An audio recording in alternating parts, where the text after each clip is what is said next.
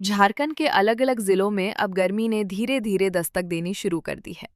लगभग हर जिले में न्यूनतम तापमान 10 डिग्री सेल्सियस से ऊपर पहुंच चुका है, जबकि अधिकतम तापमान भी 30 डिग्री के पार चला गया है।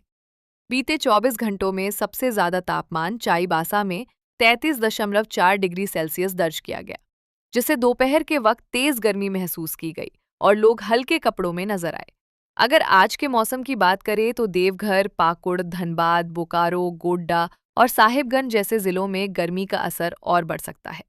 यहाँ न्यूनतम तापमान में करीब 2 डिग्री तक की बढ़ोतरी के आसार हैं। इन इलाकों में पारा 13 से 14 डिग्री सेल्सियस के बीच रह सकता है, जबकि अधिकतम तापमान 30 से 31 डिग्री सेल्सियस के आसपास बना हुआ है। बीते दिन तक इन जिलों में न्यूनतम तापमान लगभग 12 डिग्री सेल्सियस दर्ज किया जा रहा था। सबसे ज्यादा गर्मी झारखंड के दक्षिणी हिस्सों में महसूस की जा रही है।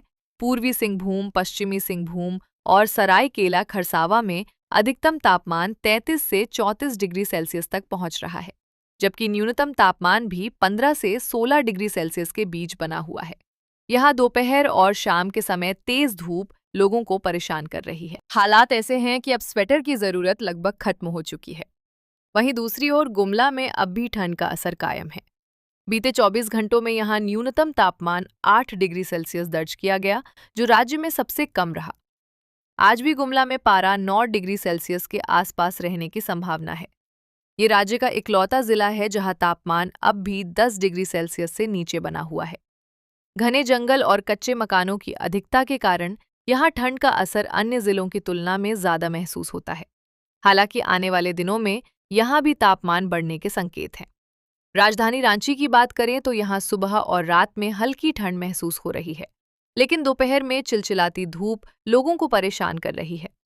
मौसम के इस उतार चढ़ाव के दौरान स्वास्थ्य पर असर पड़ने की आशंका भी बढ़ जाती है।